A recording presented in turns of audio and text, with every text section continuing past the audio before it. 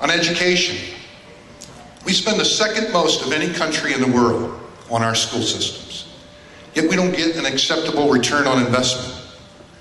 Our schools in Harford County rank very high, in a state that ranks #1 in the country. Years ago, that might have meant something.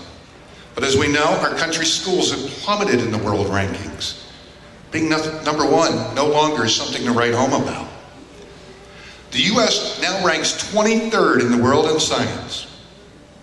We continually lowered standards, taught our students to pass standardized tests, and watched classroom discipline all but disappear.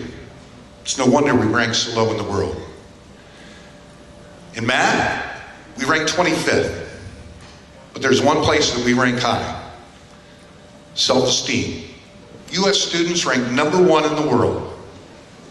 Let's stop lowering our standards so we can tell ourselves what a great job we're doing.